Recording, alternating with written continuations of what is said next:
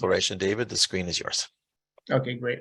So I'm actually going to go back a little bit. I had a couple of slides because I'm in the middle of a very long travel exploration with my students. And a couple of weeks ago, I posed the question to my students. We've already traveled to Turkey this year, and Greece, and Morocco, and Spain, and Portugal, and spent a significant amount of time in each one of those places. And we're based in Israel, and my students study Islam, Christianity, Judaism, as well as many of the humanities to prepare them for these places. They also study Arabic intensively and Hebrew. So I asked them a couple of weeks ago, what's the difference between being a traveler and being a tourist? And aside from the fact that it's kind of a snotty question, because people are allowed to travel and be tourists, there's nothing wrong with that. I was actually looking for what really drives us to travel. That was my question. And I thought I would go back a couple of slides here, just because as I was taking these buses to these crazy places, I started jotting down questions for this lecture. I said, I want to have fun in this lecture as well with you guys. I want to hear what you all think about things. So one of my first questions is, why do we travel? What's the drive?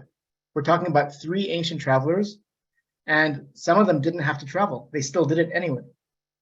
What is this thing that when Ari said that we all can pick up and travel go across the world with me, why people got excited immediately? What is that drive? What is it in us that makes us willing to drop everything, leave our comfortable home, and expose ourselves to something totally different? And I don't know if I can read your comments. Can I, or is it just Ari that can see them? I can read them. I don't know if you can't see them. So Tybell says, travel, think of new things to ponder, eat new foods. Arla says, cultural exploration, meeting people where they live, as opposed to just reading about them. Experiencing a travel adventure, you learn much more because you're experiencing something new. You're not just watching a show, reading, you're a part of it. Rob says you get knowledge by traveling. Right. Sandy says you learn about different cultures. Jeff Kaufman, the drive is primeval. As ancient hunter-gatherers populated the earth as a matter of necessity, it was travel. So according to Jeff, it's genetic. It's built into our DNA. These are all powerful answers. I love them. Can we? Lance Aronson says, because Ari told you to. That's a good one. But really, it does seem to be in our DNA. And there is something that just by Ari saying let's travel, that struck a chord, and I'm sure in most of you. And it's something that we should not take for granted. It's and what we're going to see today is that the 3 principal travelers we're looking at were motivated by different reasons, and yet they all wrote journals or works that basically wanted to share their experiences and what they learned. And is that also a primordial drive? What is this altruistic sense that makes us want to say where we were, let everyone know what the customs were like, and how they differ from the ones that I'm used to or we're used to? One of you said that to open ourselves to new experiences, but why? That's the question. It's a wonderful thing to contemplate, and I'm not sure if we're going to arrive at the answer, but I want to look at 3 people who did it and go deeper into it. So I've used the term, I think, in almost every lecture, the dusky mirror. At some point or another, I've touched on it. And so perhaps part of the answer is, if we're studying Islam, to understand ourselves as Jews better, because we were exposed to Muslim culture, we were exposed to Islamic philosophy that reflected Greek philosophy. We've discussed all this. And my question, when I jotted down on one of my drives on a bus, is I said, the more one searches into other cultures and other human beings and their manners of building a culture in our life, the more we learn about ourselves and our own responses to our own cultures. So then I said, what drives a traveler? Are all travelers explorers, regardless of their motive? So if my motive is to make money, like let's say Christopher Columbus or Vasco da Gama, yet they're in their journals, they wrote surprisingly similar observations about the indigenous cultures they encountered, about the sciences they encountered, things that were different than their own. So are they also explorers?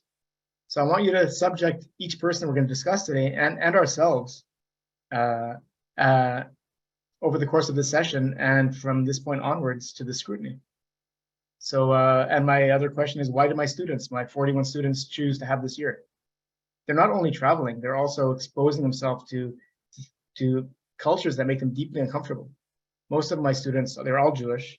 They've all been raised in a certain environment that made it uncomfortable for them in some ways to to learn Arabic, to be exposed to Arabic culture, to exposed to Islamic culture, and yet they all chose to do that.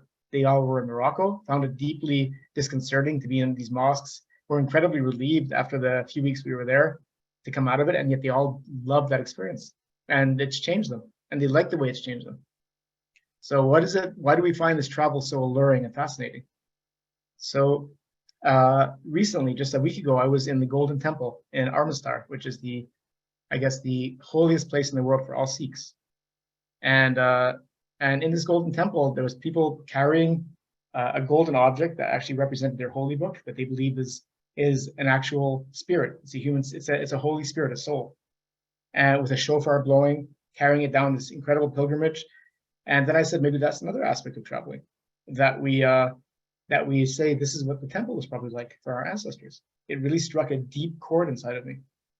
And so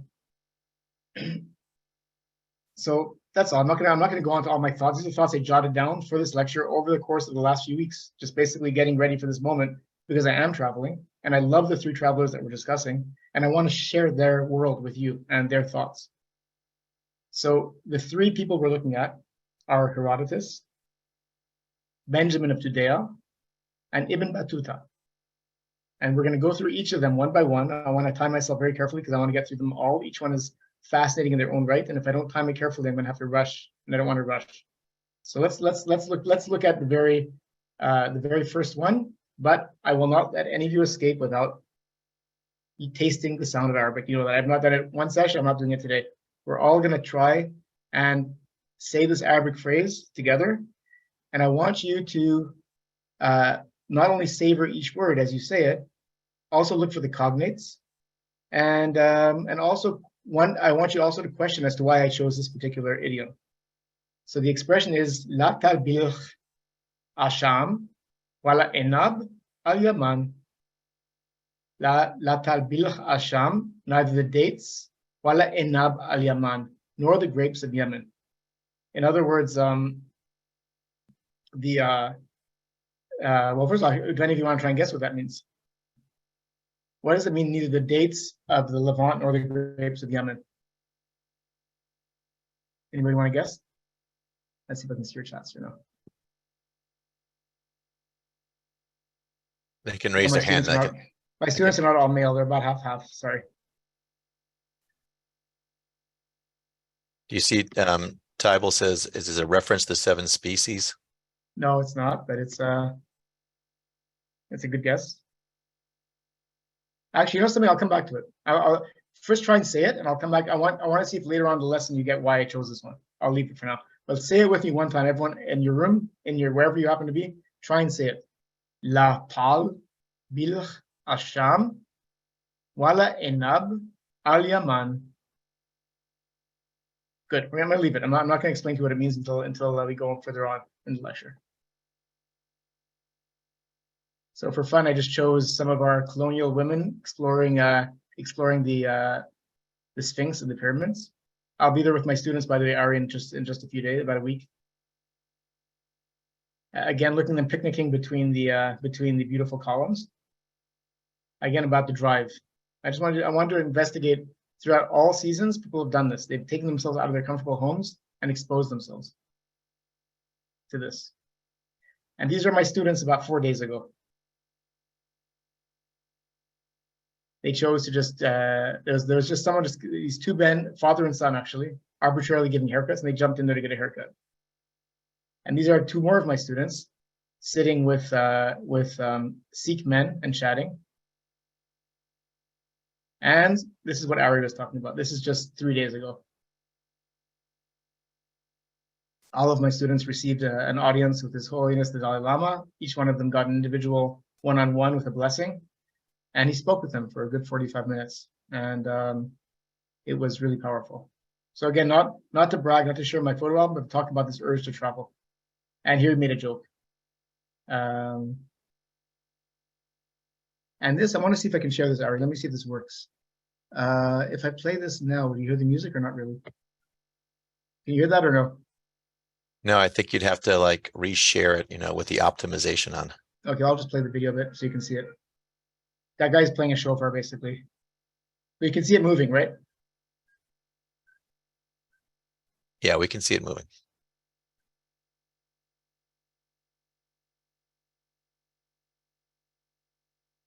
Can you explain all the different colors, by the way, because they're wearing different color headdresses? The I'd be totally lying if I said I could do that. This is the Sikh world, which I'm not as much of an expert in as in other areas. It fascinated me. They were very generous with their time and explanations and let us really stay with them. They have the world's largest kitchen, which they feed to anybody who wants. I think thousands and thousands every single day come. And it was just, this procession was at 2:30 in the morning, by the way. So we had the regular Sikh Golden Temple procession that we went to at a regular hour. And then those that were willing to get up at 3:30, in the morning and watch this procession that took over an hour and a half came with me. So about 5 people came. Those 3 women, 2 males. And that's it. I wanted to leave that, and then we're going to start with our topic. We're going to start with our first ancient traveler, Herodotus. And many of you may not have heard of him referred to as a traveler. What have you heard him referred as properly, if you've heard of him at all? Herodotus, when you hear the word Herodotus or the name Herodotus, what is it synonymous with usually?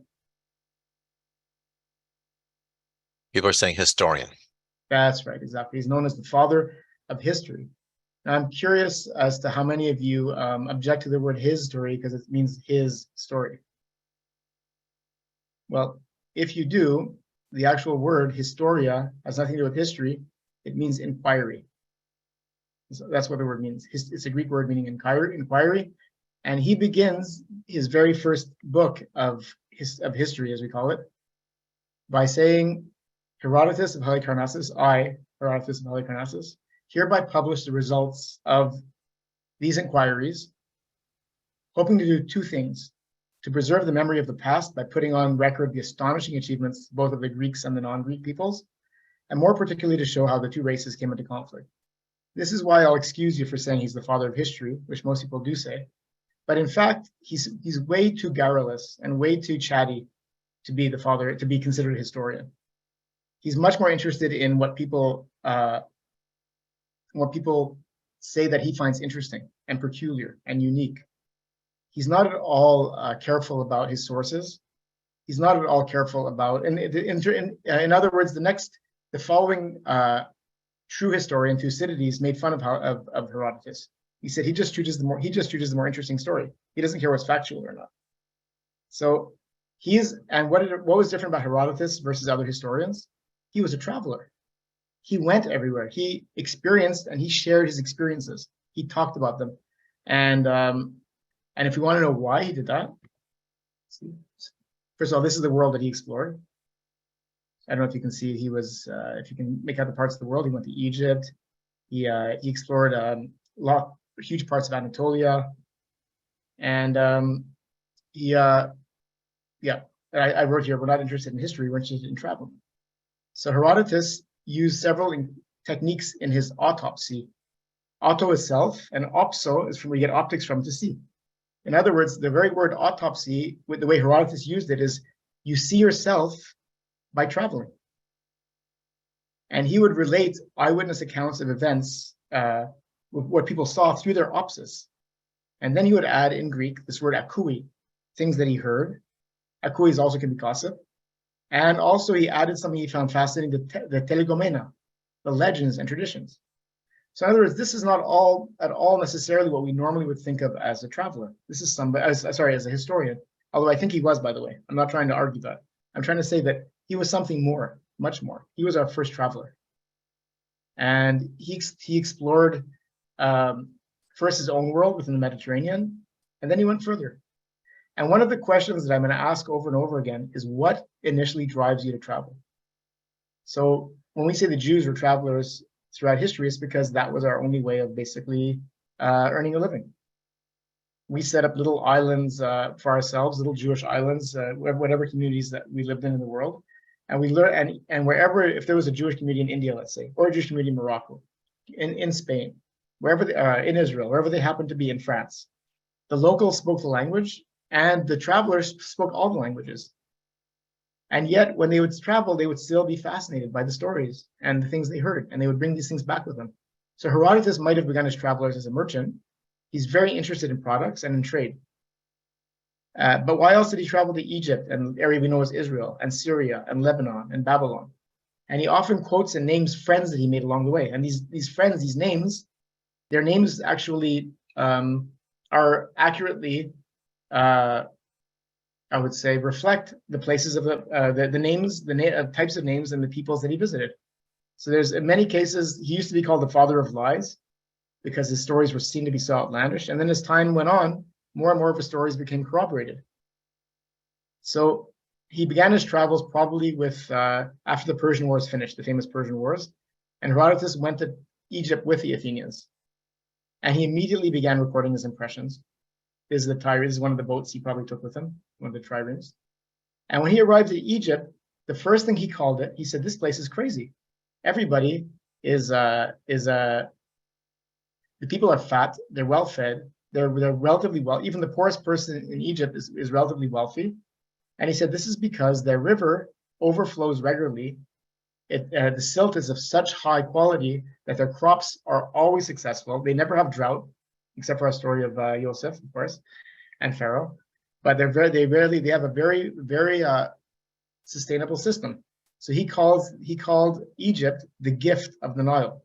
Doron to Potamu. Potamu is where you get the word hippopotamus, river horse.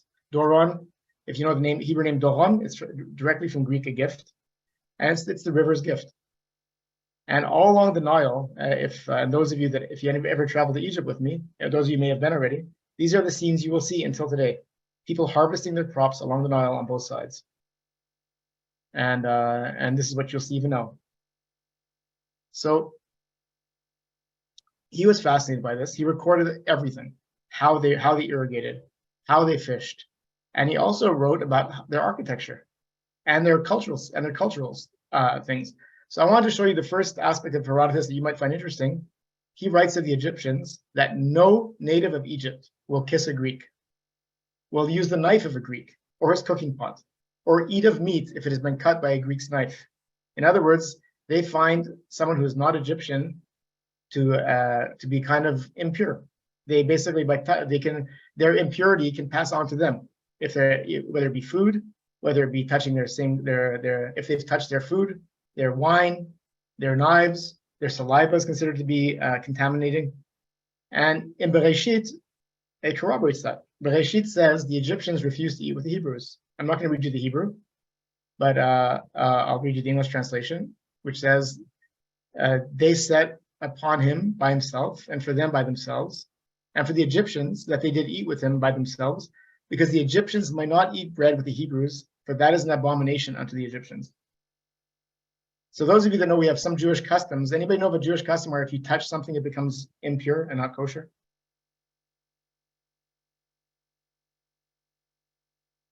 You're talking about wine? Exactly. That's still something that many Orthodox Jews observe.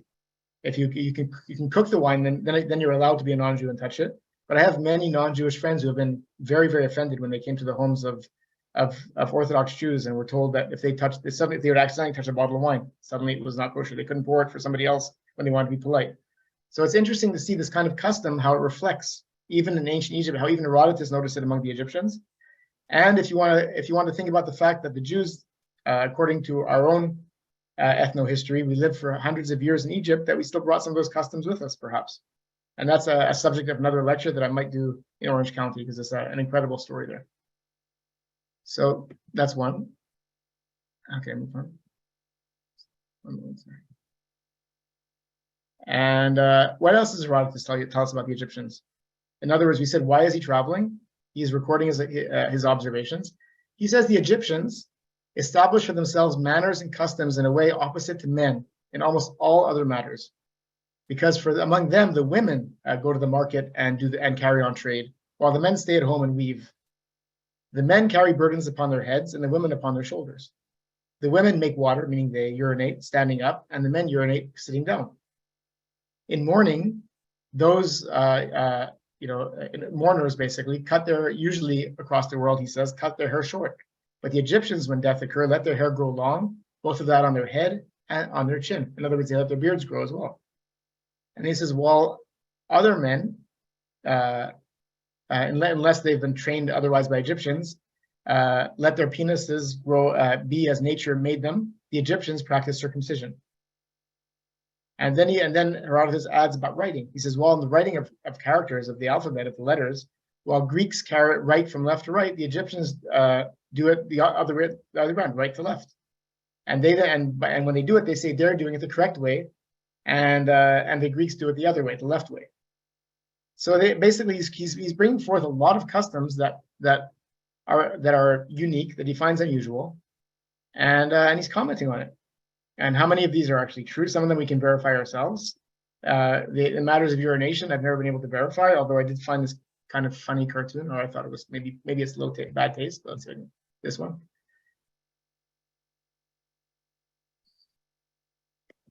But so Herodotus recorded what he saw of different people, and he also recorded other aspects like the rivers and mountain ranges and their locations with extreme accuracy. He also created this geographical map that I showed you with an eye for detail and depths that described the worlds that he saw. And just for fun, let me see, my time's still good. Yeah, I wanted to tell you the story because he describes how their architecture resembles that of the vegetation. So I created this story called the story of Tutmos, the Schmuck, and the Pillar. Because when you walk in the Nile and the Delta, you see all these reeds, these beautiful reeds growing everywhere. And the very first pillars that you see among the Egyptians are these bound reeds. Look, can you see it for yourself? Look at this. And if you go to Egypt, you'll see this for yourself. The temples still stand thousands of years later with this kind of quality. So they took the same reeds that I showed you the pictures of here, and they basically created the reeds around in a tightly bound sheaf, and with the ropes tied around it. And you see this everywhere you go in Egypt. And of course, the Greeks, Herodotus, when he came, and other Greeks, basically, we're pretty certain this would happen, just brought back that fluted system, found it fascinating. And the Egyptian, and in turn, the Greek columns that were eventually developed were basically loosely based in a formulaic way on these original reed-based columns that came from Egypt. And if that doesn't convince you, first of all, I found this picture quite pretty. If that doesn't convince you, though, look at the statuary. So you have a statuary from 700, 650 BCE. And the Greeks, who had never had previously any type of statuary, suddenly, around the same time as Herodotus visits, they start creating the same type of statuary and develop it. The Egyptians were always very formulaic in what they did, and did it for their pharaohs, for their royalty. Whereas the Greeks, being, I guess you can say, an echoes of their democracy, ended up doing it for all the people. So just a regular person. And whereas the Egyptians were always clothed, the Egyptians, of course, did their sculptures and their art very frequently in the nude, particularly if it was male. And these are just pieces of papyrus that had stories of Herodotus. I just wanted to show you how the stories came around. And another observation I want to give you, and before we move on to our next thinker, is by a fellow that you may all have heard of before by the name of Hippocrates. Can I stop you 1 second? People say you're going very quickly through the slides. Can you go back one slide? What were you trying to show us? The one right before? No, go forward. No, it was the one with the papyrus where it has the writing on it. Whose writing is that? So this is basically a piece of papyrus. I put a lot of slides that I wanted to discuss with you, but I also am trying to stay on a theme, and I'm worried about my timeline. So forgive me if I'm rushing. It's not because I think it's unimportant, but it's because I think there are other greater themes that I want to get to. This is an older papyrus with one of the earliest known treatises on Homer, and the reason I included it was that we have in Egypt, because of the dryness, we find incredible collections of Greek poetry and art and science treatises, often wrapped around mummies or just stuffed into latrines. And we found poetry from Sappho, from Aristophanes, an unfinished play, from, I believe, even fragments of Aeschylus, you say. And this particular one was actually found in a latrine, and it contained I believe aspects, certain commentaries on Homer that had been believed to be lost for thousands of years, and this is someone just probably used it as toilet paper. But this is where we're excavating, and where I guess archaeologists and philologists are finding these incredible discoveries and basically creating much of the ancient world that we thought had been basically burnt up along with the Alexandrian library. Does that answer the question? Thank you. Yes. Okay. So I want to talk about Hippocrates for a moment. You probably know him as the Hippocratic Oath, the famous one of the first of the physicians. But another observation that he made through his travels and through listening to travelers, and this is something I want to touch on. He said this is something that's very controversial. What he says, by the way, and it's obviously if you take if it irritates you and if you find it wrong morally, I would agree with you. But listen to how his thinking goes as a result of the travels, of what he's seen. He says, you will find as a general rule that the constitutions and habits of a people follow the nature of the land where they live, where the soil is rich, soft, and well watered, and where the surface water is drunk, which is warm in the summer and cold in the winter, and where the seasons are favorable, you will find the people fleshy, their joints obscured, and they have watery constitutions. Such people are incapable of great effort. In addition, such a people are for the most part cowards. They are easygoing and sleepy, clumsy craftsmen, and never clean or delicate. But, and this is how he contrasts this with Greece.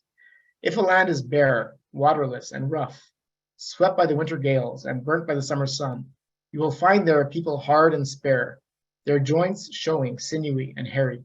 They are by nature keen and fond of work.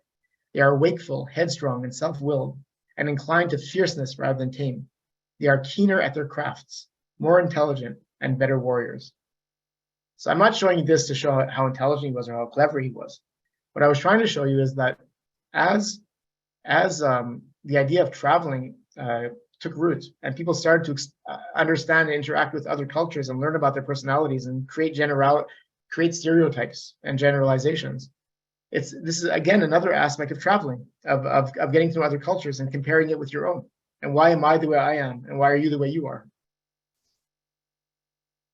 So we'll leave Herodotus for a moment, and we're going to move a few centuries later into our first Jewish explorer, our first Jewish traveler, and his name is Benjamin of Tudela. So if you look at the date, 1130 to 1173 AD, and this is a time frame that we have explored. I would say we've devoted at least 2 or 3 sessions to this: the Golden Age, the times of Rambam, the Cordova. We've looked at all these time periods, and here we have a fellow who suddenly picks up and starts exploring the world. And what drives him? Why does he do it? One day he just picked up. He left Spain in 1159 and started to explore the world.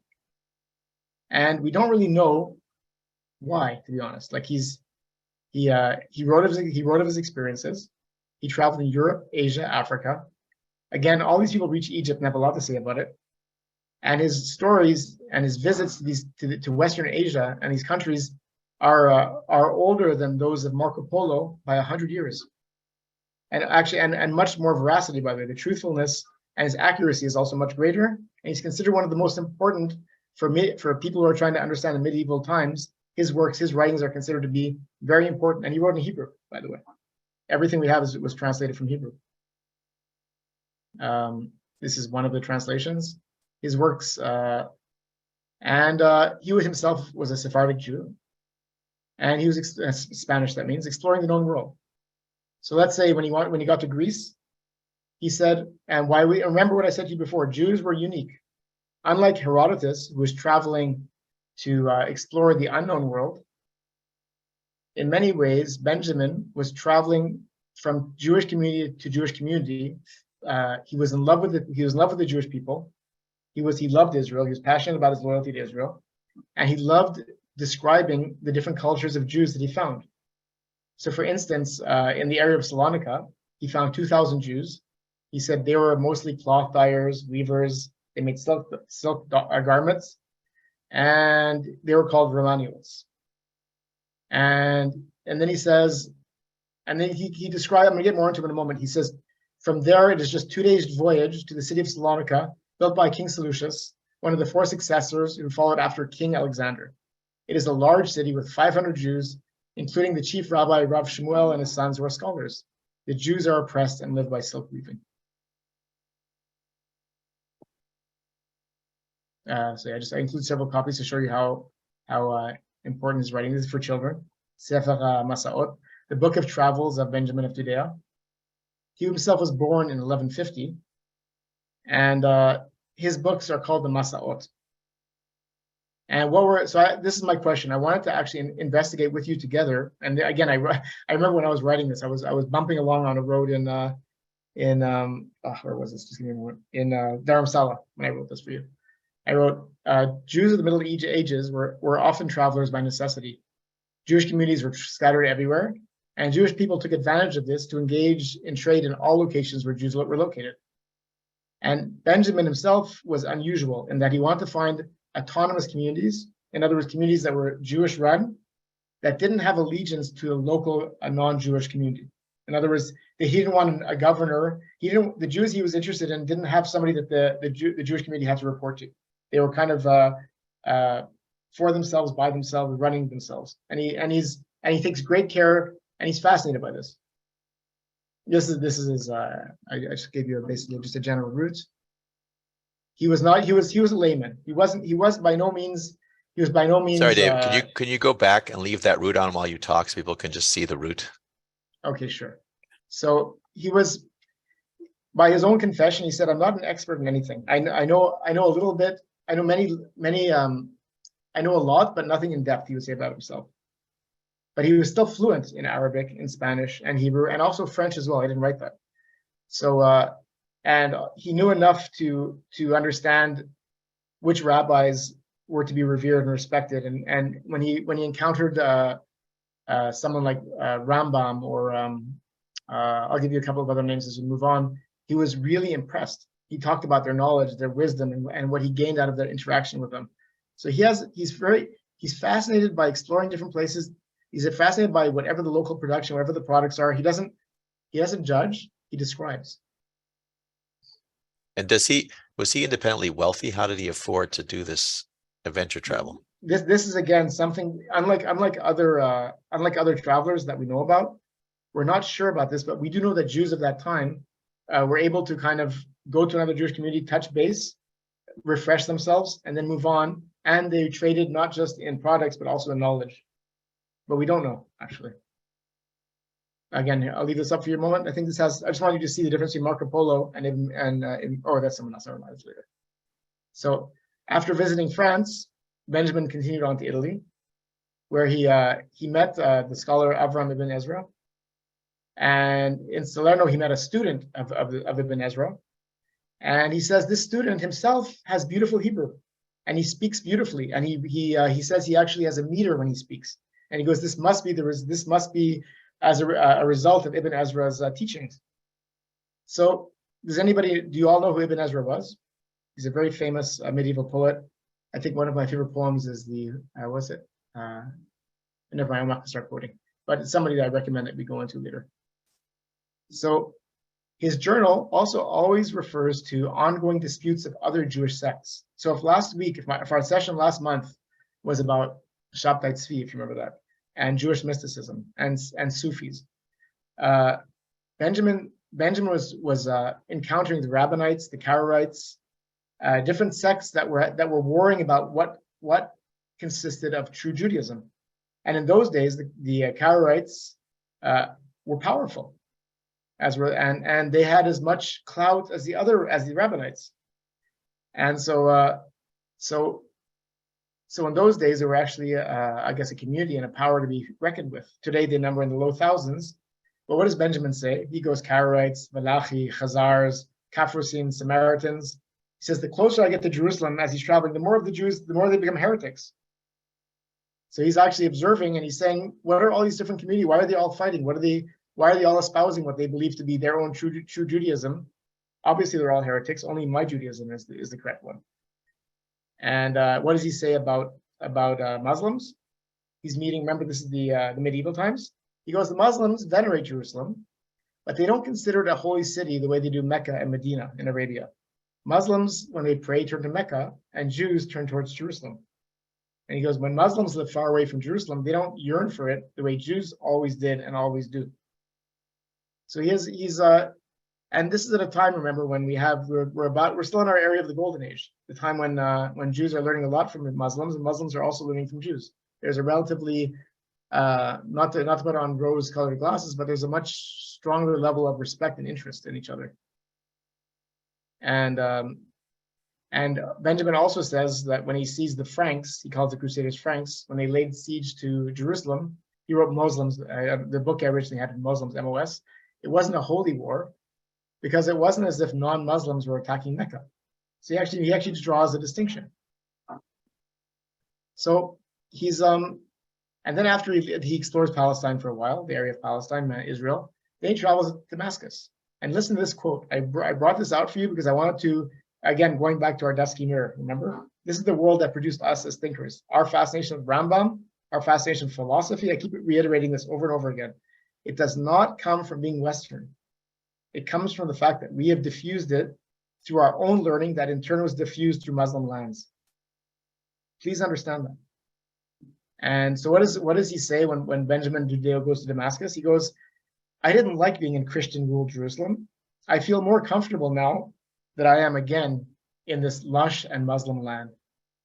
And of course, I wrote, given our sessions until now, it makes sense that Benjamin would have been more at ease in this Muslim world, which accommodated Jews from Baghdad to Cordoba, another place I said that we went to with Kibunim just a couple months ago. And when he was in Baghdad, he also visited rabbinical academies, Sura and Pumbet Tita. You don't have to worry about these names. I just want you to understand that he's visiting areas in many of the ways that we are attracted to visiting Jewish communities that we find important in various parts of the world. He is doing the same thing. He's and he refreshes himself there, both in food and water, and also in spirituality. And then he leaves there and he goes to Cairo, where he talks about a population that used to be a strong Jewish settlement of Fustat, and it's dwindling. And what does he write? He writes, some wealthy families have abandoned Fustat completely. Now it's an upper scale area, by the way. Fustat's remaining Jews were not rich, but they are not so poor either. And then Benjamin says, but these new Jewish neighborhoods in Cairo are cleaner and more elegant. And his observations, again, reveal a Cairo, an Egyptian past that was inclusive of a Jewish community. So if you think about, have any of you heard of the Cairo Geniza?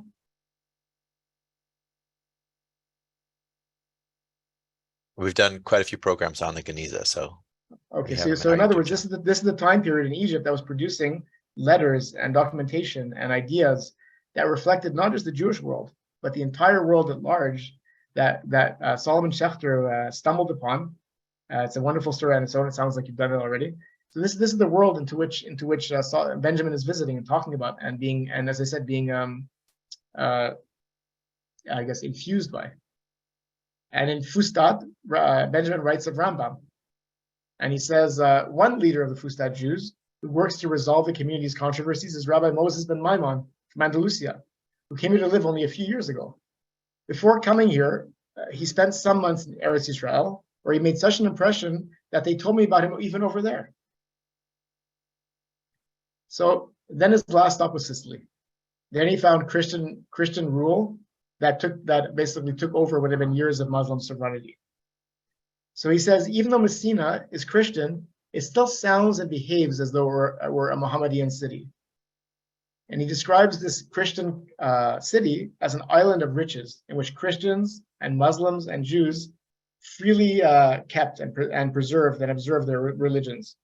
And I wrote that situation, of course, was going to change over the next few centuries. And then I mentioned to you about his visits to Greece. And upon his return, Benjamin writes a final letter to his friends in Tiberias. And he talks about Karaite merchants in Constantinople, doctors in Salerno, Jewish ship owners, Jerusalemites, textile workers. And he says, today is Monday after my first Shabbat at home. I am thinking of you all, and especially of the survivors of the Franks, the Christians' massacres, and their sons and grandsons when reciting the prayer of homecoming. And Benjamin ends this with a prayer for the return and gathering, and in gathering, coming home safely. And I wrote a sentiment that we all warmly endorse today after we come home after our travels. So I'm going to finish on Benjamin today with one thought.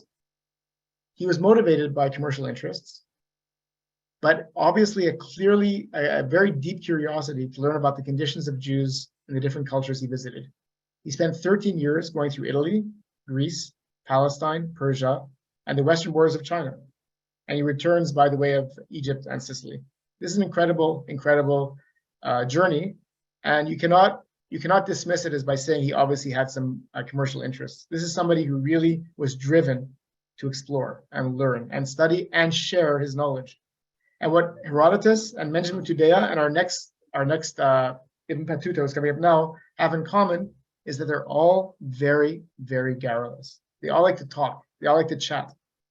I would actually say they're also very easy to read. If any of you have ever studied Greek, a lot of Greek writings are very tough. You have to really slog your way through it. Herodotus is just a pleasure. He just basically blathers on and on and on. It's kind of like listening to some friendly old uncle chatting away at you. So Benjamin Tudela, his Hebrew is very similar. It's very easy. He's interested. He wants to communicate. He wants to talk. And so he I think that's good for him now. I want to say there's no my final notes about him was that I can't, for some reason I'm blocking my own screen. I was going to say there's no account of the Mediterranean world or of the Middle East at all in the mid-12th century that approaches that of Benjamin of Tudela in importance, not just for Jewish studies, but also for general history. So he talks about the distances between the towns he visited. He tells us who was the head of the Jewish communities and who are the best scholars. He even provides us the number of Jews he found in each place. And sometimes we're not sure if it's the individual or the households. And sometimes, like in Baghdad, the figures seem to be really much too high. He talks about economic conditions. He describes the activity of merchants, and he talks about the occupations of the Jews. And basically, it's just it's somebody who wants to shed light and create a map of the known world of his own community. So in other words, that again is a departure from Herodotus, who's trying to understand other cultures and other people. He is basically what Benjamin is doing is he is saying, who am I? And how do I relate to these people? And we're going to go on to our last traveler now. I've given myself about 11 minutes, which is Ibn Battuta. And I wanted to, I'll leave this here because otherwise we won't have time. And our last scholar is Ibn Battuta, a Muslim scholar. He was born in Tangier, modern-day Morocco, in 1304. And here's a depiction of him engaging with his. By the way, he's another traveler who very similarly to Benjamin of Tudela, was traveling to visit the Muslim communities of the world. But what is different about Islam, about visiting Muslim communities versus visiting Jewish communities? There's one very clear distinction. If you're Jewish, you believe we're all from the same people, that we all traveled out of the land of Israel and we ended up being dispersed. And in Benjamin of Tudela's mind, he was gathering these dispersed people and creating a map of what's happening to us. Whereas Ibn Battuta was fascinated by what this Islamic world that was relatively new, that was spreading rapidly and basically creating a world in which everyone was converting these other cultures. And he was able to touch base with these different Islamic communities. And yet he was dealing with cultures and peoples that were very different than him. And he was interested in that. So Ibn Battuta says about himself, kind of like Benjamin of Tudela, he goes, my family was scholars, but we still had no madrasa. We had no possibility to have higher learning. So he says, I want to travel because I want to find better teachers and I want to find better libraries. But mainly the reason why he wanted to travel is he wanted to do the Hajj. He wanted to go to Mecca, because every Muslim, as part of their duties, they have 5 pillars. I think I have it in my next slide. They have 5 duties they must do as a Muslim to fulfill during their lifetime to be considered a true Muslim, to fulfill their duties. One of them is the zakah, giving of charity, the shahada, which is there is no God but Allah and Muhammad is his prophet, the proclamation of faith, the salah, which is the prayers, every 5 prayers a day, and sawm, which is the fasting, the Ramadan. And the 5th pillar, that's the most difficult, that every Muslim must do once in their life if they're healthy, is the Hajj, the pilgrimage to Mecca. So Ibn Battuta says, I'm going to do Hajj. It's time for me to do my Hajj. And he takes off. By the way, these are ancient depictions of the Hajj. People on their camels, look at this. Everyone from all over the world has to find ways to make it to Mecca in times when it was much tougher than now. And here is you have a couple of richer people traveling on their camels.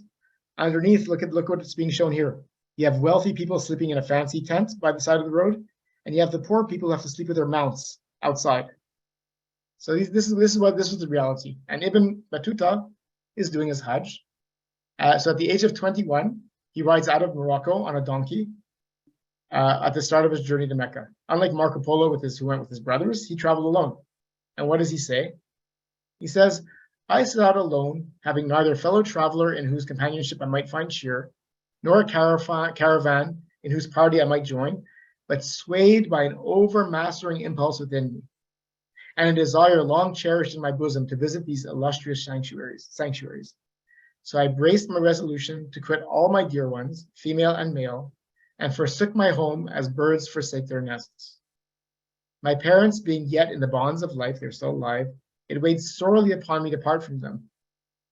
And both they, and I were afflicted with sorrow at the separation. So Ibn Battuta goes to Mecca. He enters in October 1326, a year and 4 months after leaving home. He stays a month after doing his Hajj. He gets to know different people from different Islamic lands. He writes about them. His writings don't describe any epiphany or transformation, but a month later, he goes off to Baghdad instead of going home. And this time he does join a camel caravan, and begins this travel for the sake of travel. In other words, the very first question that many of you answered, I found very profoundly when I was asking what drives us. We have someone who's clearly saying, I have a drive, I want to travel. He doesn't know why or what or how, but he wants to do this. This is just another depiction of a caravan. I want you to just almost from the same time period. And in this time, he covered about 75,000 miles, visiting the equivalent of 44 modern countries, which were then under the government of Muslim leaders in the world of Islam, or Dar al-Islam. And he had many adventures and dangers. He was attacked by bandits, almost drowned in a sinking ship, and nearly beheaded by a ruler. And he also had quite a few marriages and lovers. And he fathered many, many children during his travels.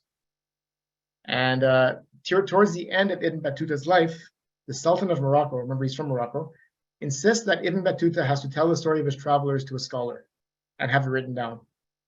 And today we can read the translations of that account. And you can see the title, it's several sentences long, but generally everybody just calls it Battuta's Rihla, Battuta's journey. And what did he do while he was traveling? He studied and prayed. He practiced his legal profession, which is he was actually, I believe, his expertise in Sharia made him kind of a lawyer. And he married at least 10 times. And here's one of the first things I want to share with you. I wrote those Sufis again. My last lecture, Ari, was about the Sufis. In Alexandria, Ibn Battuta spent 3 days visiting al-Din the Lame, who was a well-known Sufi. And Burhan recognized Ibn Battuta's lust for travel. And he said, I think, Ibn Battuta, you should visit these 3 other Sufis I know. 2 are in India and 1 are in China. So what does Ibn Battuta write? He goes, I was amazed at his request or his suggestion. And the idea of going to these countries, having been cast into my mind, my wanderings never ceased until I had met these 3 that he had named and conveyed his greeting to them. And in Damascus, Ibn Battuta studied, finally, remember, at Madrasa's university. He stayed in one of the madrasas, and he settled down to studying. Remember, he wants to study as well. And so remember, we talked about this about 3 months ago in our earlier session about the Golden Ages. Damascus had the largest concentration of famous theologians, jurists, scientists in the Arab-speaking world. They taught by reading and commenting on books, and they tested their students' knowledge, and they gave certificates to those who passed their tests. And Ibn Battuta loved this. He studied in every madrasa he could go. So in other words, he would study and he would travel. That's a very key for him existence. And then Ibn Battuta traveled to India via Afghanistan. And they crossed the Hindu Kush mountains. And what does Ibn Battuta say? He says, we crossed the mountains We set out about the end of the night and traveled all day long until sunset. We kept spreading felt clothes in front of the camels for them to step on so they would not sink in the snow. That reminds you of driving your car and putting those big boots so your cars can drive over the snow. I don't know, those of you here in California wouldn't know. Any New Yorkers here or Montrealers like me, they knew how to basically get the camels to the snow. They're going to sink, so they basically found huge clothes, or I guess you would say fabric of felt that would allow the camels to walk, kind of creating for them snowshoes. And when he arrives in Delhi, Ibn Battuta decides he wants an actual career for a while. And the Muslim king of India, remember, look at the Islamic influence now. Muhammad Tughlaq hires him. And Ibn Battuta now becomes part of the court. And so he becomes part of the court and intrigue of this Indian Islamic realm. And he lives there for 8 years. And then Ibn Battuta, I guess, his wanderlust was firing up again. He wanted to escape this world, and the king agreed to send him as an ambassador to China. And he basically puts him in charge of taking a caravan of goods to the emperor, and off he goes. And and basically this large ship that he has sinks, and Ibn Battuta basically is one of the only survivors of, him and his wife and servants, and he loses all the goods that were meant for China, and thus his travels continue, and he moves around. I wanted you to hear a couple more points before I wrap this up. In the Maldives, Ibn Battuta enjoyed the company of women even more than usual. What Ibn Battuta would do is he'd marry one at a time and then divorce her when he left on further travels, because you can. Legally, you're allowed to marry. You're not allowed to have relations unless you're married. But there's a loophole that in various Islamic lands they still take advantage of until today. Even I believe with certain places, with if they want to have sexual relations for a few days, they will actually marry for a period of time and then divorce. So he did this as well. And he said it's easy to marry the Maldive Islands because of the smallness of the dowries and the pleasure of society in which the women offer. When the ship put in, the crew marry. When they intend to leave, they divorce their wives.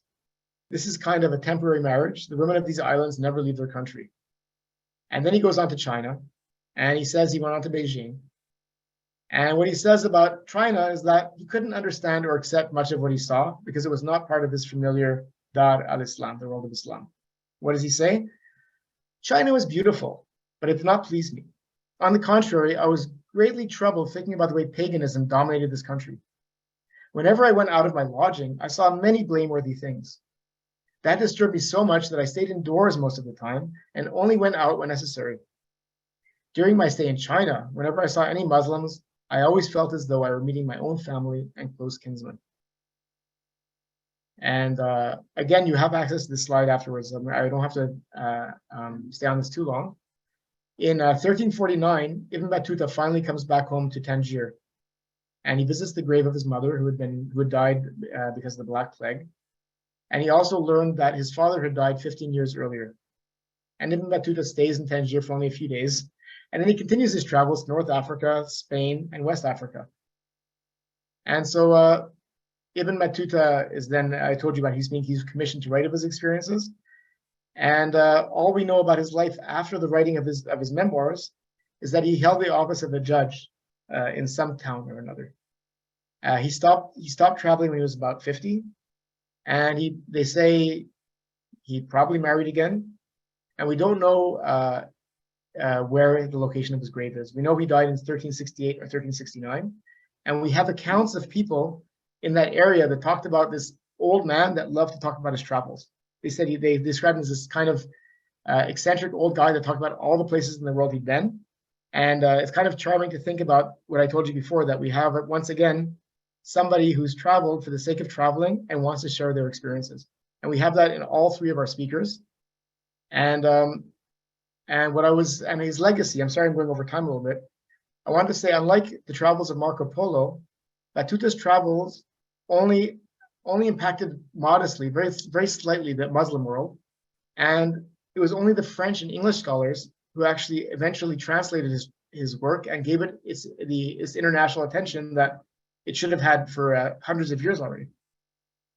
So Yeah, I left it with that. I said, how does Ibn Battuta's account compare with that of Marco Polo? I didn't speak of Marco Polo at all. I just assumed you all knew. But I said that like all travelers, they enjoyed discovering new experiences, and they each of them wanted to complete these extensive travels and eventually return to their home country where they died. So what was the differences? Ibn Battuta was educated, friendly, upper class, and not a merchant. And he was more of a lawyer and a thinker.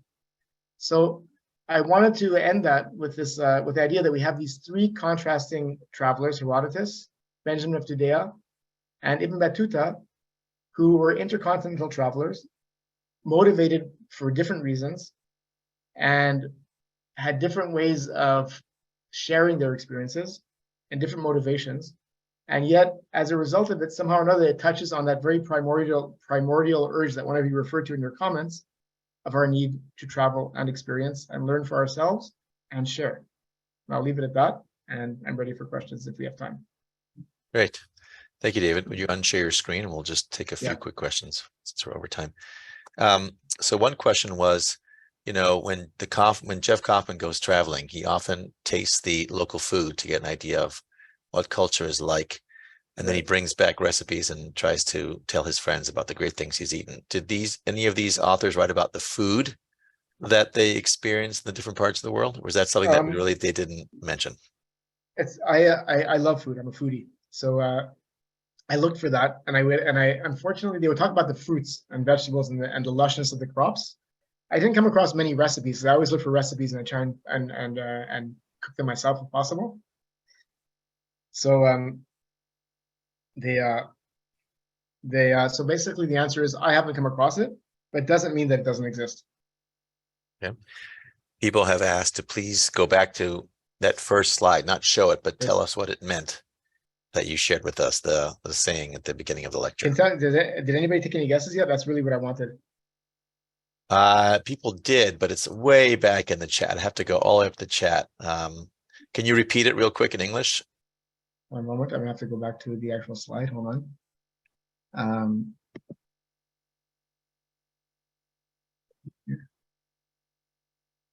Right here.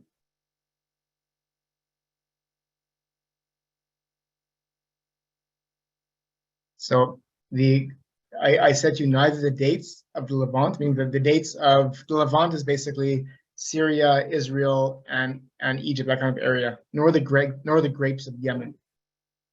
So in other words, what it means is that if, in reflection to the travelers who travel all over the world, when you say that neither the dates of Levant, which were famed, or the grapes of Yemen, which are also famed, it means that I got nothing out of the entire experience. That's really, it's kind of a negative expression. It means neither this nor that fulfilled me.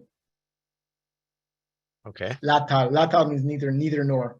So it's, in other words, neither, if you would say to someone neither the ice cream or the chocolate, it's kind of like saying that, but neither the chocolate of Switzerland nor the what's another nor the coffee of Ethiopia. It's kind of like saying that didn't do it for me. I needed something more. So these travelers did nothing they ate or tasted was enough for them. They wanted something that was deeper and more fulfilling. And I don't think they ever found it, by the way. But this restlessness carried them through. And my favorite part of today's lecture, I'll have to say, is the people's first comments about why we travel. I thought there was some really profound thoughts there. And I think that with the question I posed to my students about what's the difference between a tourist and a traveler, I think that basically there's something to the idea that going to a place to say I was there versus going to a place to say I'm exposed. I don't know anything about this, and how is this, and how is this exposure going to impact me, perhaps. Another question was, these individuals, were they are they famous because no one else did it, or were there other people who were traveling as well and you just chose a few to share with us? No, there was some others I would love to share with you, other Jewish people as well. Jacob Sapir, who went to India in the 1700s. There was so many that I rejected out of favor of these three, but these were particular for their time. Nobody ever went and wrote about it and wanted to share about it. I think what's unique about them is their desire to share it. Right. And really, and not be afraid also to express their own ignorance as well. There's something refreshingly humble about these three writers. So if you were to do like the ultimate CSP travel adventure, where would we go with you and how many weeks did we need for it? Because people, I know who was getting ready already for that, but Well, give us based on your Kivunim trip, like what would we do?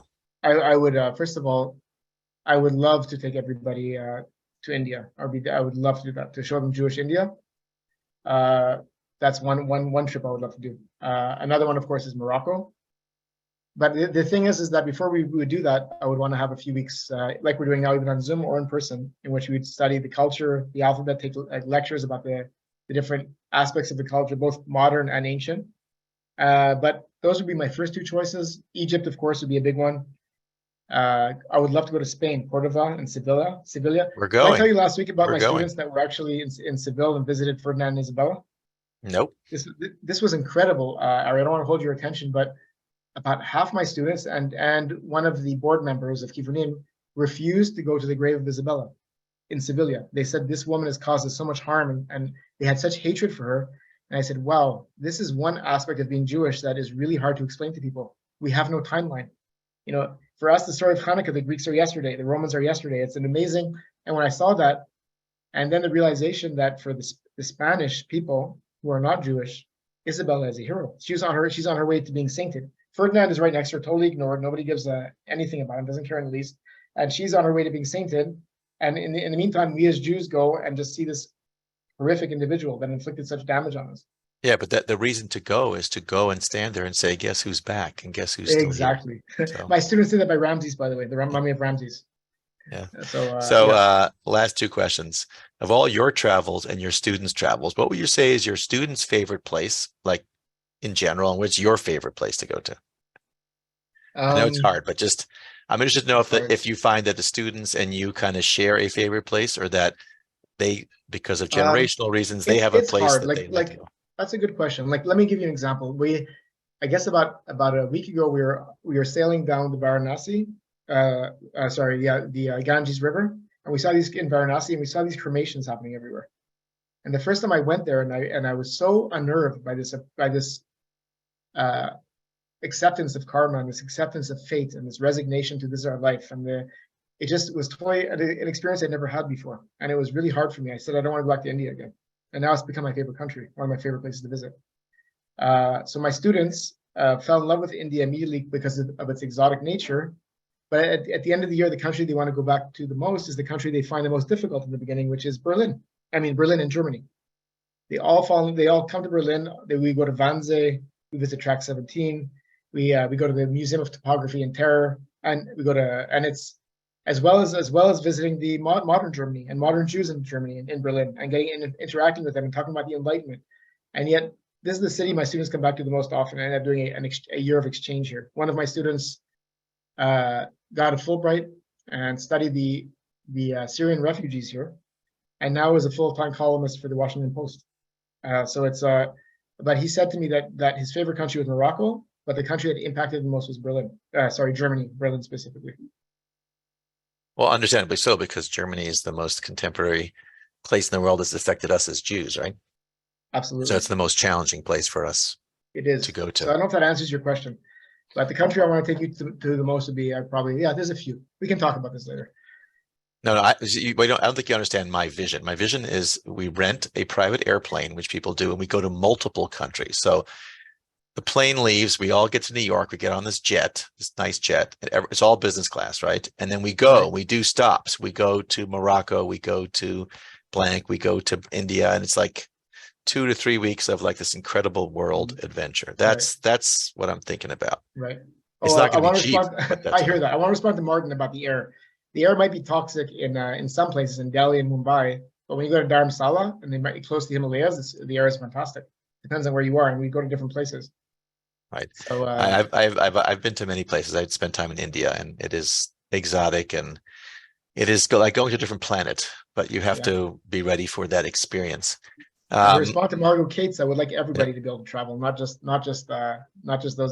It's something that I would want to share. It's an incredible something that everyone should be able to have a chance to do. Right. Well, at CSP, we are committed to traveling, and I think it's called heuristic learning, which means that I don't know about many people, but I learn and I appreciate a country or a city way more when I go visit than when I read about it or watch a movie about it. It's funny. It imprints on you, and you understand it, and when you walk a city, and you understand it, the geography and so on.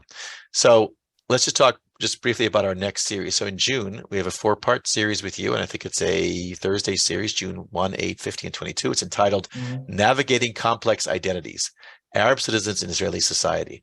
So now we're jumping way more contemporary. Can you tell people what they're in store for in June with you? Sorry, June. Okay, well, one more time, if we've talked about the concept of the dusky mirror, the idea that we're looking at ourselves in many ways. So the last few lectures we've been doing, what we're going to be doing now is what has happened to our identity. We've come back to our homeland. I just spent a great deal of time with the Tibetans in Dharamsala who've lost their homeland. And for them, the Dalai Lama said to us that we're a source of inspiration for him and for the Tibetans, because after thousands of years, we gained a homeland again. And we did it by creating a culture, he said, that was artificial. He said we created a culture that allowed us to survive, and he wants to do the same for his people. And so what we're doing, Ari, in this next lecture series is we're basically saying we got our happily ever after. We have a homeland. We've created a culture. We're trying to create an identity based around that culture. And what does that mean? If Mendelsohn of Tudela revealed all the Jewish cultures of the world, now we've brought them all back together in one place with all these differing identities and narratives that we've had. What does that mean? And if the mirror says that we've learned from the Islamic world and the Arab world and created who we are, but now in turn the Arabs are the minority in Israel. They're basing their identity, and they're a minority. And what does that mean for them? And the series that we're going to be looking at together in June is going to explore those new identities and how they're finding a place for themselves within Israel, and the difficulties and challenges that are facing them, the anger, frustration, and also the hope I see as well. And I want to explore those different strands with you together. Terrific. So thank you for joining us. Looking forward to spending more time with you in June and in July. Thank you, everybody, for joining us online today. If you're around Orange County in July, you'll get to see David in person. So I look forward to meeting you all in person as well. So thank you for your interest, and until next time. Take care, buddy. Be safe. Bye. Happy Thursday.